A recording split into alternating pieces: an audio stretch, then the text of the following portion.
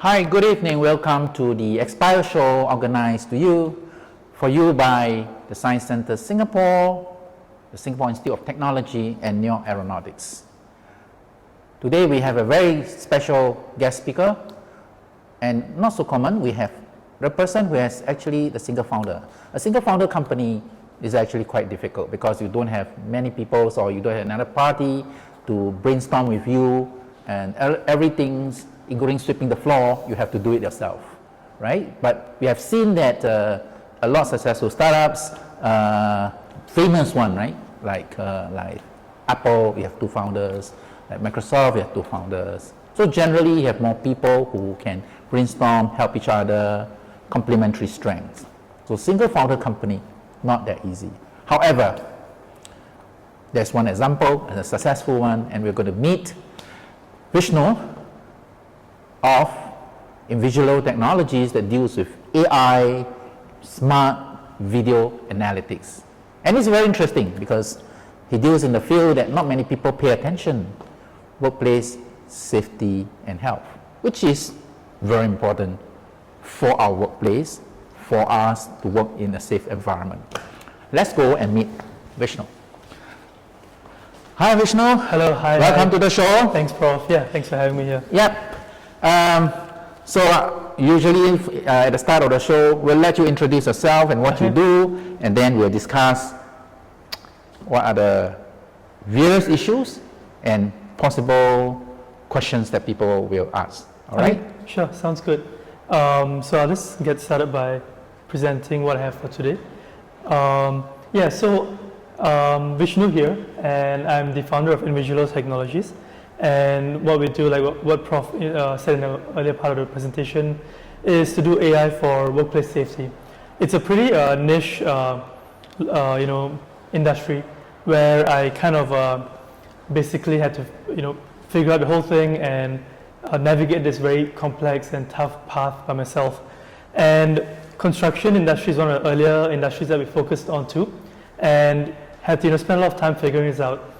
And ultimately, we did, basically have some deployments, make some valuable, technology improvements to the industry. So I'm going to share a little bit more of what we do on a, more technology perspective. So Invigilo Technologies, what we believe in is reliable and ethical technology to improve safety and save lives. So maybe I interrupt you a little bit. Yeah. What's the meaning of Invigilo and the logo? Yeah, okay, that's a good question. We get it a lot actually. So Invigilo in Latin, it means look after people. So we want to actually look after and take care of the people around and ensure that everything's safe. Mm-hmm. The logo, if you look at it closely, is actually an eagle or a hawk at the top. Then you have skyscrapers on the left and right. And the middle is actually the letter I, which also looks like a building.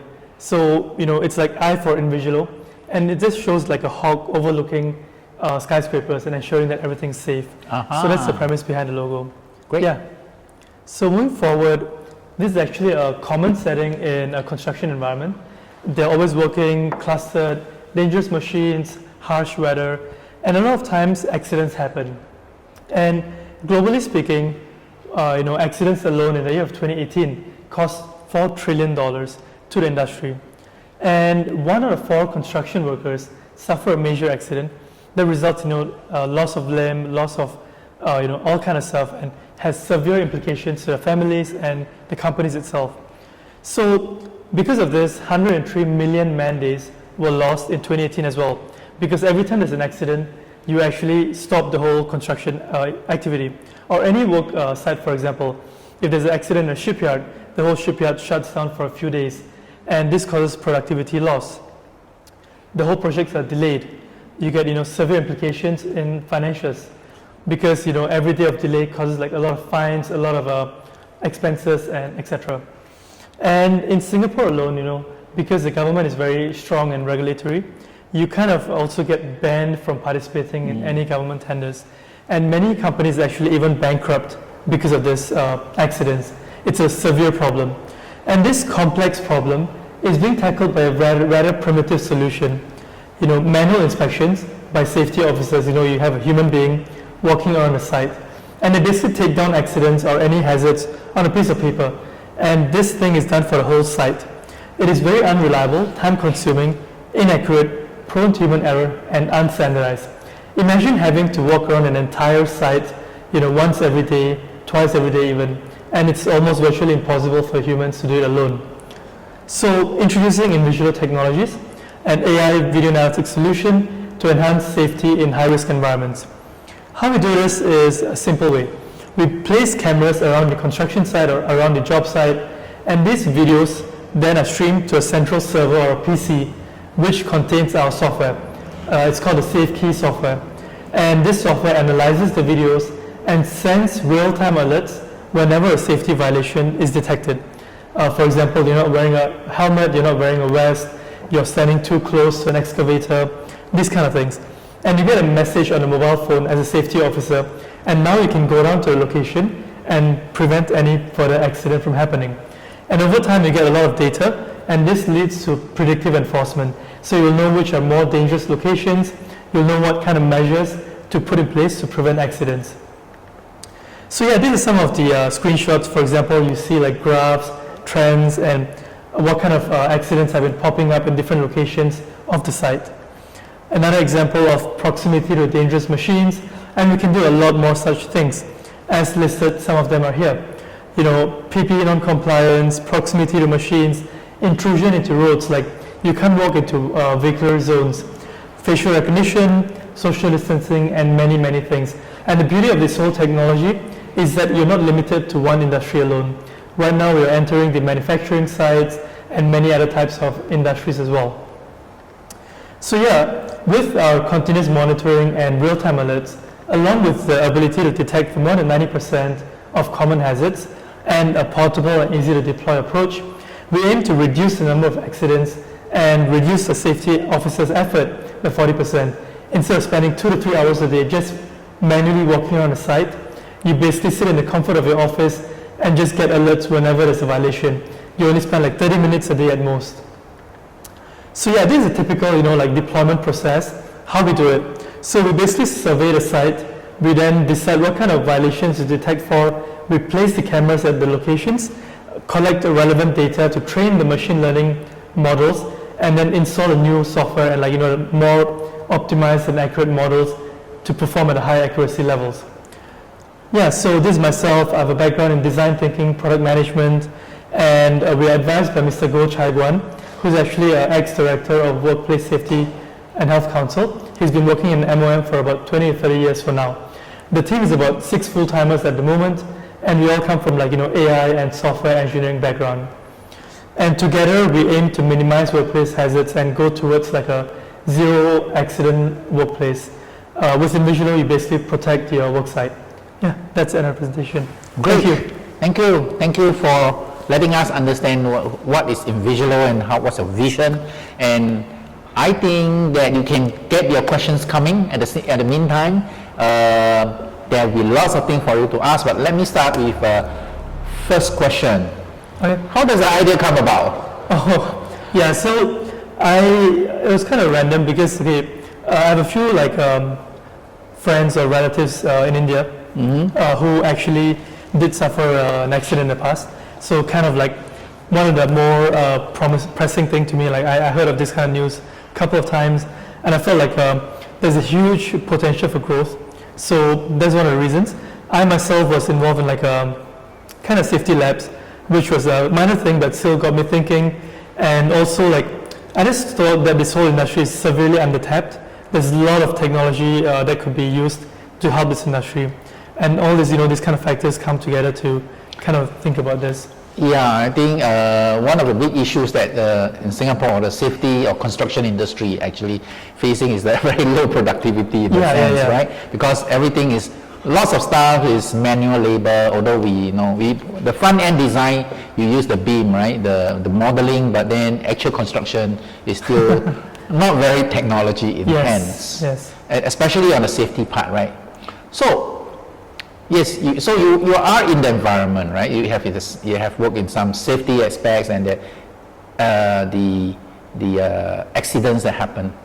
But then you need to figure out the needs, right? So what technique that you use to figure out that this is what people want, or how do you step through the process and figure out the pain points to solve?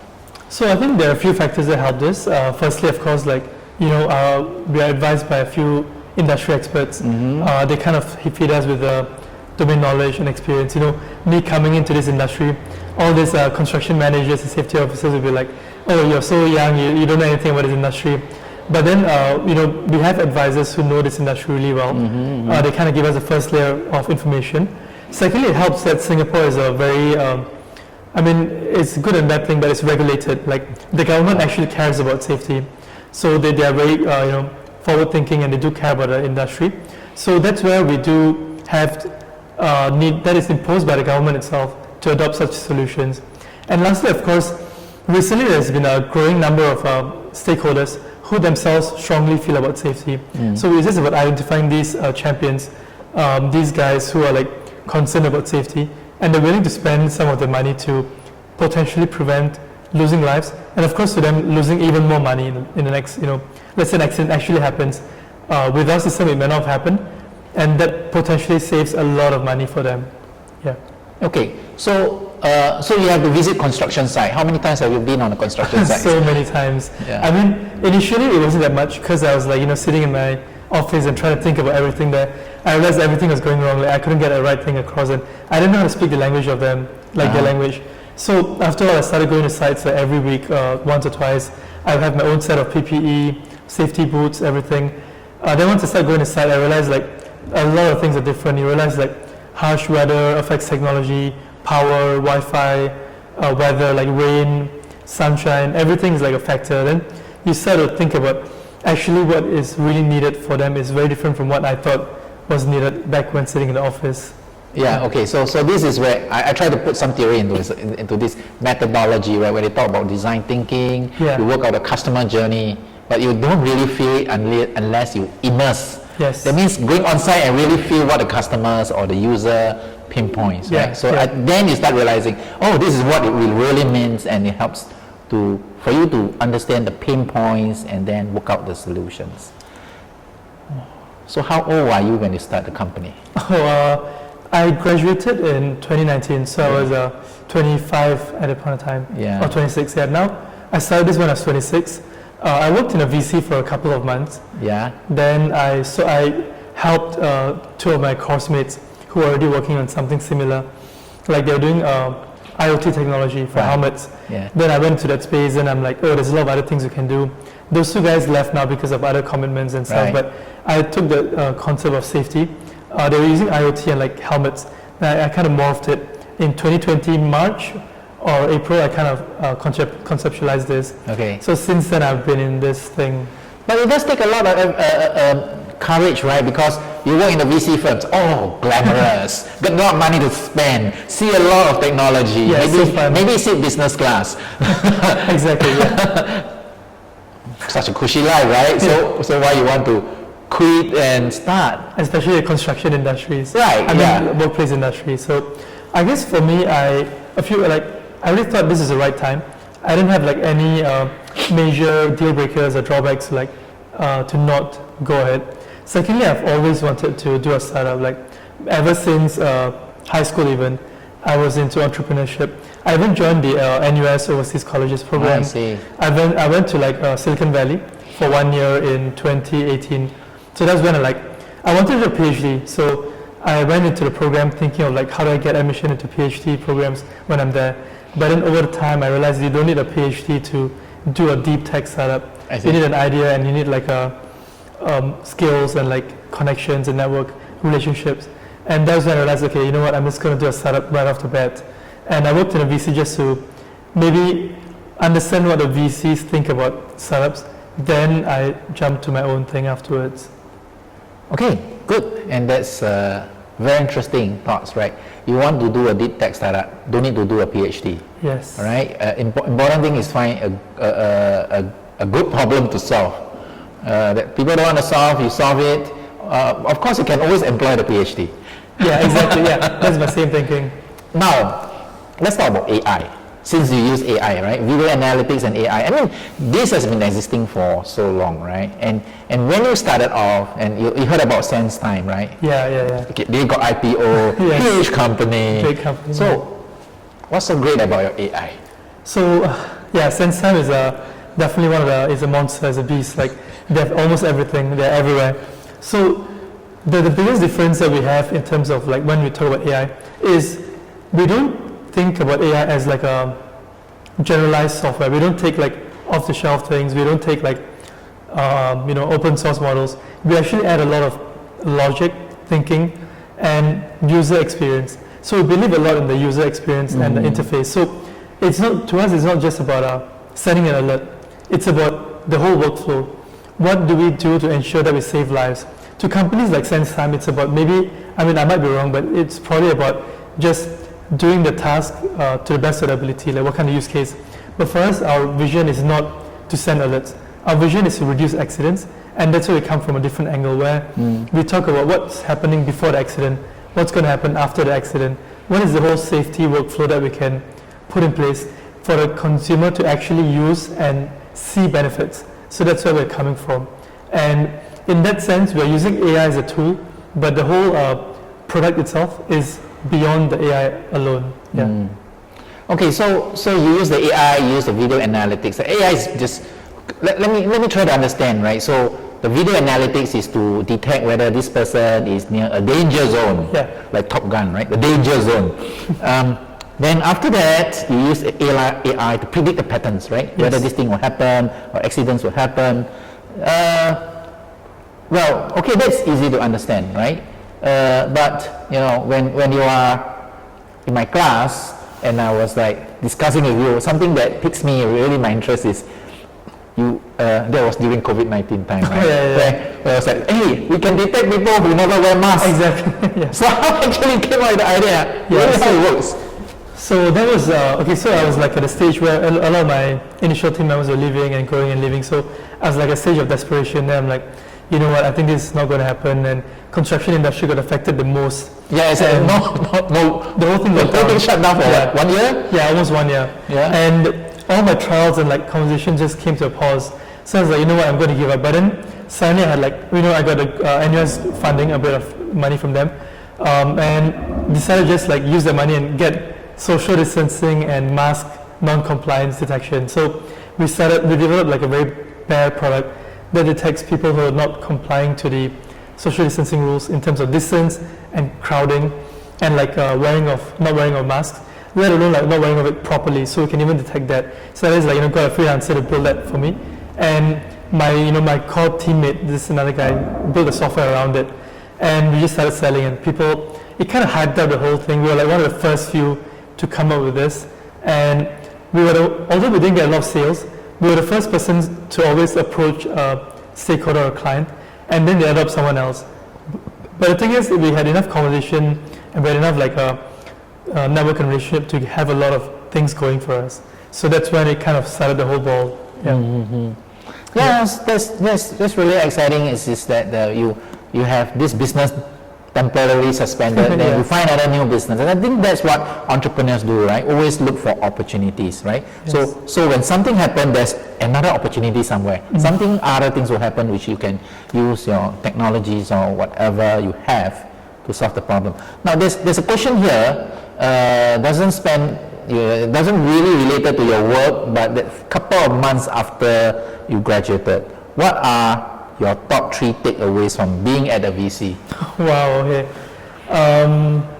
That's a very, okay, so I think in terms of takeaways, I think it's very important to have a good relationship with the portfolio companies. So I think that's one of the most important things, because at the end of the day as a VC, at least my philosophy was to be as much of value as I can to the startups. Maybe because as young, I was also like in a startup journey, so I felt very relatable. I can resonate with the portfolio companies. So that's one of my biggest takeaways. Secondly, I think you need to I think I learned like what to actually look out for.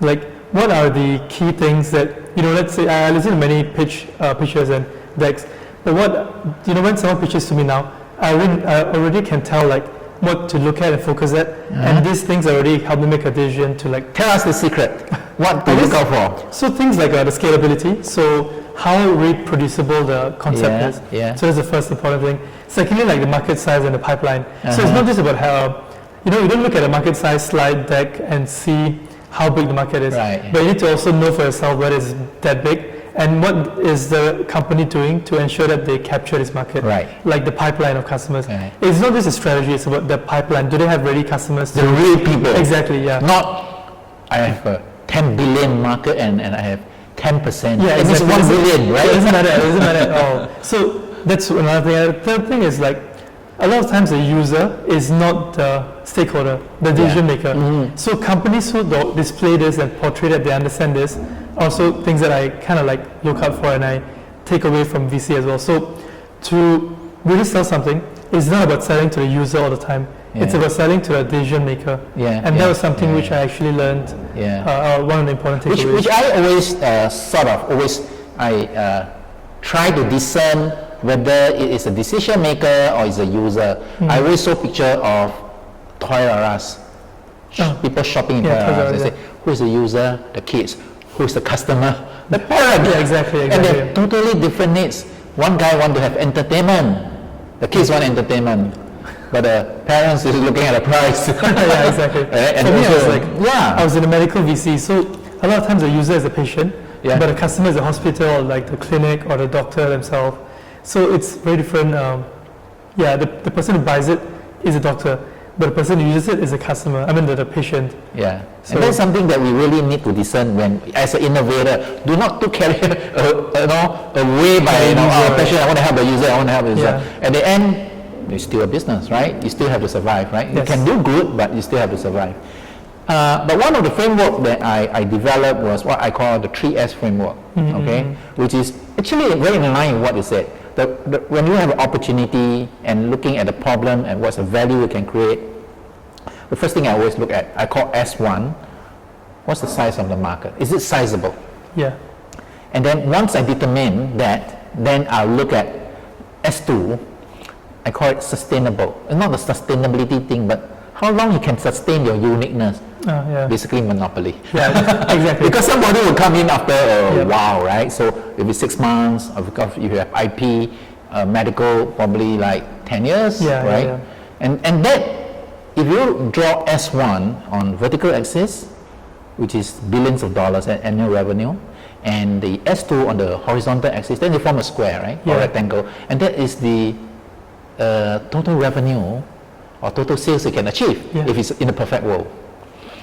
And then I would say S3, S is how you scale your business. And this is where you talk about real people, real sales, real numbers, not plucked from the sky and then it's not a bottom up percent. So that's a mistake I used to make in the past. Like always doing top-down approach, like what is the total market size and the percentage. It's never the case. So we have a good combination. You provide the real example, I provide you the theory. Exactly. Okay, great. So let's talk about pricing strategy. How do you price? Because we always talk about it must create value for the customer, but eventually value must translate to how much you're going to sell to the customer, right? How do you do that? To be very honest, like pricing strategy is something that we are still like figuring out, and like it's always a trial and error to a certain extent. To some customers you sell high and they accept it, then you're like, yes, I did it. Somehow they accepted high. Other customer you kind of like, maybe they want a lower offer, they want like a lower deal, then you keep going down until they accept. But we don't have our own pricing, like our standard pricing, which we derive using like, I guess from what I learned or like what I think is practical, what are they currently using now? And what are you replacing because of your technology? And how much money are they saving because of that replacement? So let's say in my perspective or in my setting, a lot of safety officers are hired. But let's say because of my video analytics or Invigilo's AI, safety officers' workload is reduced. They now are more productive. You might be able to even hire like lesser people to do the same job. Or you might even because a lot of times in construction sites, they're so pressed for manpower that they even get normal untrained workers to play double roles as safety officers. And these guys are paid more because they're taking on additional roles. So these are kind of savings that we provide for the end user. So that's how we kind of say price it. So we'll tell them like, oh, you know what, you're paying like 5-6K a month for a safety officer, but with us you only need to pay like 2K or 3K, and the remaining 3K we take like a 10% of it, or maybe 20% of it, so they're a lot more inclined. And of course, like, it's going to be always, I mean, the other simple strategy is to look what a competitor is doing, and then just try to price on a price. Right. But that becomes like a very price wall. So like, Yes. it may not always be the best case. It's more about like looking at the customer, seeing what value you provide, and just replacing that. Yeah, I totally agree. When you are looking at competitor pricing or industry pricing, so you say I price 10% below, and then they price another 5% below. It's no ending, right? But more on what value you create for the customer that the guy doesn't have, Yes. and just lock in the value. And also, like, as a startup, a lot of things. I mean, now we know our worth. We don't lowball ourselves because we have deployments. But initially, when you're starting off, like, we always go. We have like a threshold. Like, below this is like we are losing out. We're getting losses. So we can lower down to as much as a cost price, but we try to not go below the cost price. So we have like a like a price floor, below which we will start losing money, and we try our best to keep it above that level. So that's how we kind of started off. Then slowly, like increase the pricing, then test water, like, you put too high and like, oh no, I don't want, then you go back down again. Yeah, it's always a work in progress. Okay, now we move beyond the price, right, to recruiting people. Yeah. I mean, young people, right, never lead a team or in the real world, right? Yeah. So how to become a boss? Confidence level? Yeah, so it helps that I'm naturally extroverted and very confident myself. Of course, like the whole journey has humbled me a lot. Like, this whole journey and, the whole like imposter syndrome and like feeling very pressured to be someone who you're not. This whole thing caused me to lose a lot of confidence at times. But yeah, you're right, hiring is a very, very tough condition, and leading a group of people who are as young and fiercely and like, enthusiastic as myself is always like a challenge. So it comes with like experience and examples. So, I have like about 5 people with me now. All of them respect me a lot, and I have to earn respect. I can't just hire them. They don't respect me because I'm the CEO, I'm like the founder. They respect me because I do a lot of things that earns their respect. Things like, fighting for their welfare, building a good culture in the team. I'm not even talking about like the sales and revenue. You need to first look at the team itself.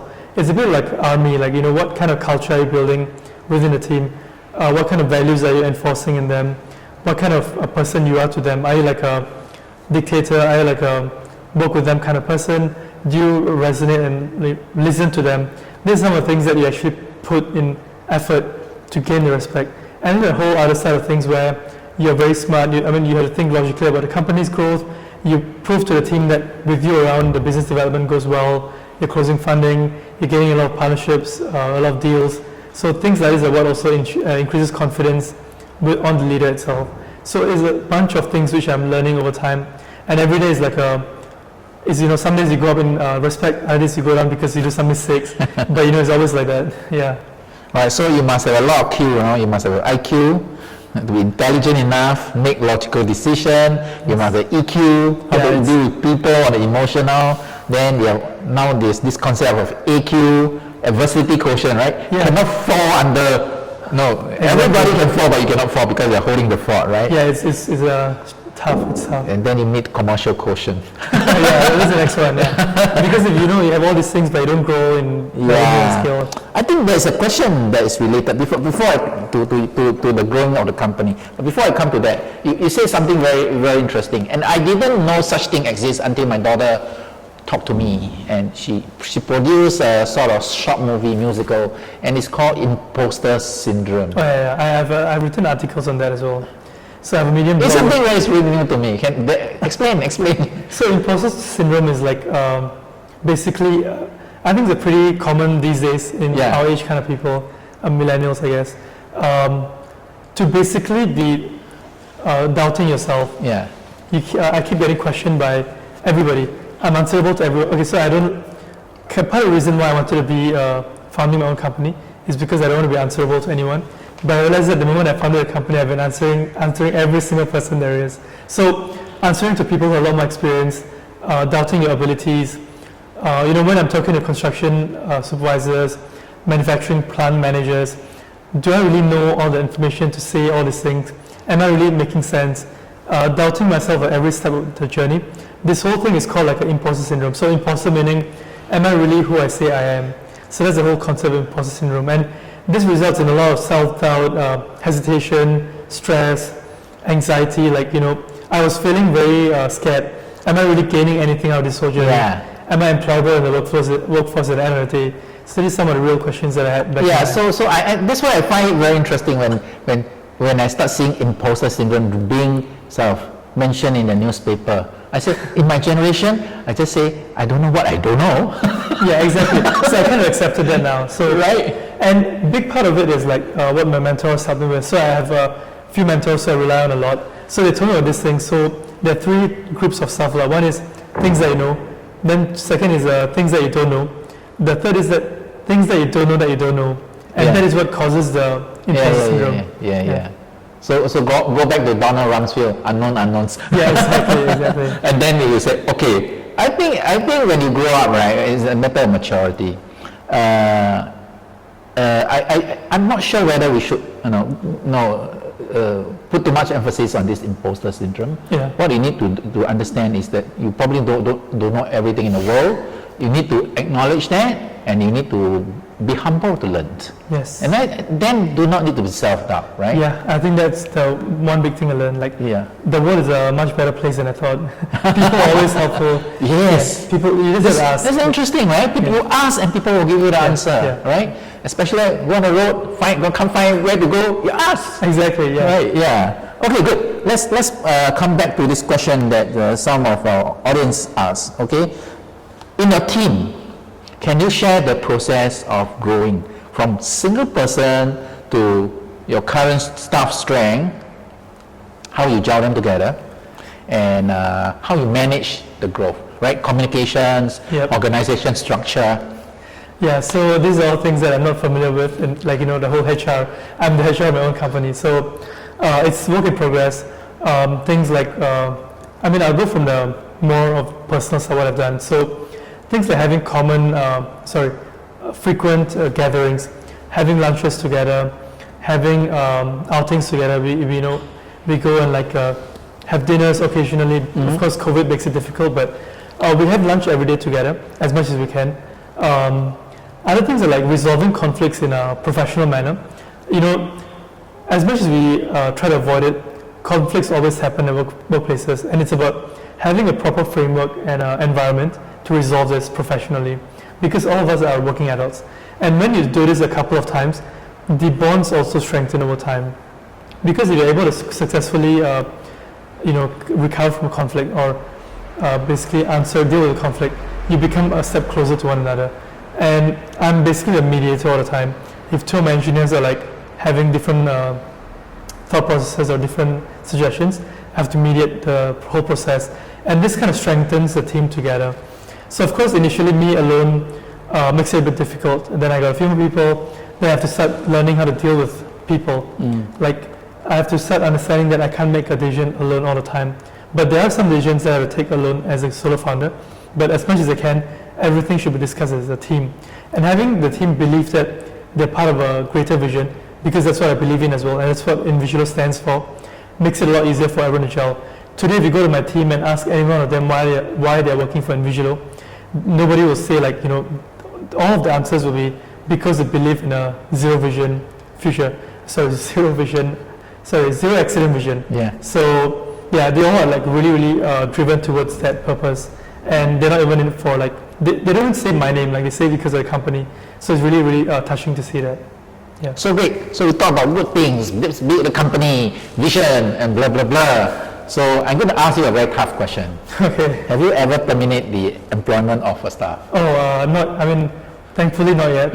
So we haven't gotten to a stage, and I think so far whatever has happened in the team is pretty manageable. We didn't have conflicts. Everyone has tough times. We have very strong opinionated people. All of us are strong-willed and capable engineers. So we believe in what we say and we want to push for our way. But it's all good, because having this kind of discussion opens a lot more doors of understanding, a lot more smarter and cooler ideas. So there's a lot of heated arguments, but at the end of the day, everyone becomes happy with what has been decided. So there hasn't been a time where I have to terminate anyone at this moment. So I am happy that I haven't had to be in that shoes. So let's see how long I can hold that. Yeah. Which means our recruitment process is pretty good, right? Yeah. As a startup, you naturally select the good people because it's either they're very hungry to grow and learn, or they are like very passionate for the vision. So usually end up the people who join a startup are pretty much like they have the skills and what it takes to be happy there. Yeah. So let's talk about salary. Yes. Right? Why would people want to join a startup? And does it pay well or what? Do you pay beyond market rate? Definitely not. So yeah, I mean, cash flow is always a problem, and salary is a tough question to all of us. I mean, we pay ourselves market rate, like, as close as we can to that. All of my engineers, including myself, we don't say we're underpaid because we do have we are being, in return of like a lower pay, we get to enjoy a very meaningful workplace, a place where I don't wake up dreading to go to workplace. Every day I'm super excited to go to office. All of us are.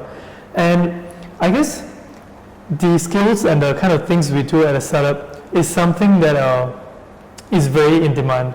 Like, I do end-to-end stuff. My engineers all do end-to-end stuff. Although they're AI engineers, they also do software engineering. They do IoT, wearables. They do I do HR, I do product management. We have sprints. We basically do all kind of stuff. And this gives us a much, much bigger picture of what end-to-end product is. And the product we're building is not something small. It's not something that is by any means inferior. It's something that is fully developed and fully deployed in a harsh environment like a industrial environment. So it is something we take pride in, and it's something that we believe is of equal power. Maybe not as the fangs or what, but still of decent level. Yeah. Mm-hmm. Okay. So going forward, construction industry. It take a couple of years for you to continue to go into the market. Does your technology or is your plan to diversify? I won't say diversify, but using the same technology to go into non-construction industry? Yeah. So we definitely have a lot of plans. The roadmap is very exciting. A lot of us actually, because we're engineers at heart, we're more driven by the roadmap than the business and revenue. Like, oh my God, we can't wait to work with these things. That's head every single day. We always want to try crazy stuff all the time. Drones, stereo cams, all kind of cool stuff. But we can't do that all the time. We still have business constraints. We do plan to diversify into other technologies. We do plan to diversify into other industries. In Invigilo, we want to become the standard safety standards. So we have ISO, which is the technology standards or this kind of stuff. But we want to have our own safety technology standards. And Invigilo, we want to be one of the first companies that can establish such a thing. So as a company, if you have any safety concerns, you can approach Invigilo, and we have technology solutions to answer any of those things. That's the kind of long-term goal that we have in mind. Well, come to standards, right? So we have all these ISO standards. So when you refer to standard, is that is it a market brand such that when people has problem, they remember you? So you are a so-called market standard, or you actually write the standard, something like ISO, so that people follow? Yes, both. So now we're starting with that first part. We want to be the go-to standard, our branding, marketing, everything's driven along the lines of being a safety expert, safety consultant, safety technology thought leader. Right. So that's our branding. But eventually we want to work with regulatory bodies, certification bodies to come up with a safety, a new layer of safety that is technology safety. Right now there's no such company doing it, and we want to be the first company that can, we don't have to be the company that does it, but we want to push for that kind of a level to be reached. I don't mind if another company does it, but because it still achieves the same goal and vision that we have in mind, as long as we're part of it together. So that's my dream. Well, I think if you are sitting or participating in the WSH, right, the Workplace Safety and Health Council, you will propose a standard, then you have the Singapore Standard Council. Yes. Yeah. we'll start looking at what is the ISO number for it. Exactly, yeah, that's our goal. So Yeah. there's like Invigilo 1, 2, 3 or something. Yeah. That's exciting. Okay, now growth of the company. Let's talk about money. Yes. We haven't thought about actually when you start a company. Did you put your own money in, or you raise fund, or you get from families? So I actually put in a bit of my money, not too much, but it's still a decent amount. Maybe, I mean, yeah, it's still within the lows, like it's not too crazy. But I did say, I must say I got a lot of support from NUS. That's where I'm from. We got a 10K grant from NUS Enterprise. I'm also a Filipio fellow, so we got support from EDB, and not in terms of money, but mentorship, and they did have a percentage, a small allocation of money as well. So that gives me that side of But things. Filipino should have a lot of angels surrounding him. Yeah, so I have conversations with them, and they help us a lot because we kind of have talks with like industry leaders from the beginning. Yeah. So that's one way. Then we also got to be part of the NUS GRIP program, so that's another funding element. And yeah, so things have been going quite smooth. In terms of like the revenue element, we have started generating revenue. I can't disclose how much at this moment, but we have a couple of deployments here and there, still very small scale, trying to really find the product market fit to see what is something that we don't need to convince the user to buy. Something they want to see, right? They want to take it and adopt it right away. So that's the kind of stage that we're trying to work towards. Okay, so that's very interesting, right? So now, as a professor, right, and as a teacher, I want to see whatever I teach, is it really applied in the real world? Okay, sure. So you undergone some of my training. So what do you think? Did you actually apply? Is it, oh, this is shit. That's not something cannot be used. I think like majority. Okay, so there has been a lot of useful elements to it.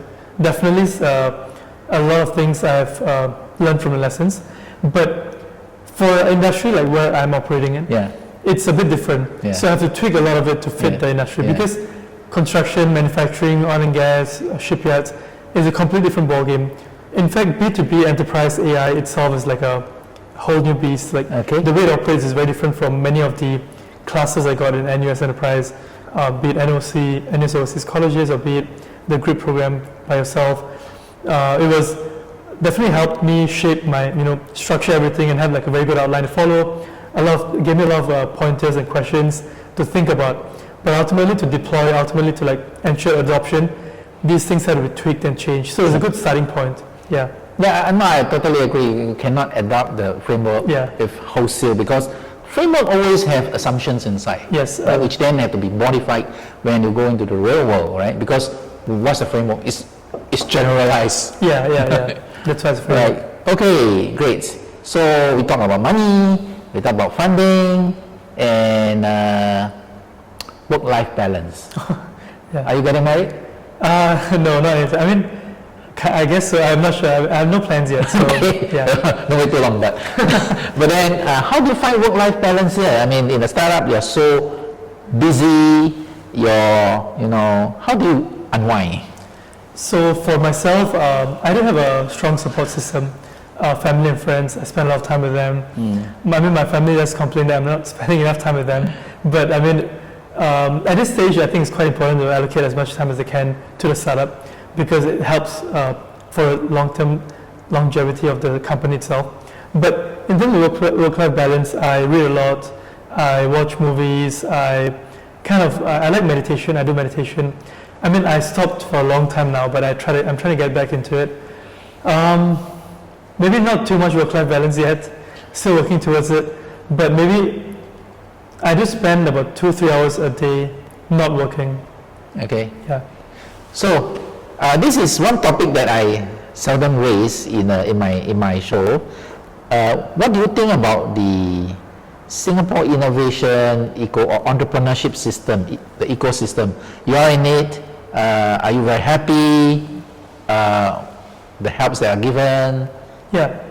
It's a good question. It's something which I've been evaluating from very long ago, because I always wanted to do a startup. I tried one in uni year 3 itself in the educational space. Didn't kick off, but and I've joined a VC as well within the ecosystem as well. So I was aware of it. So I think I'm in a good timing where the eyes of the whole ecosystem is looking at AI and industrial and IoT. So I'm getting a lot of attention and awards, not awards, but like focus from the ecosystem. But I must say that before this, like, last 2 years, there's been a lot more importance and priority given to like a certain type of industry, which is the e-commerce, fintech, B2C space.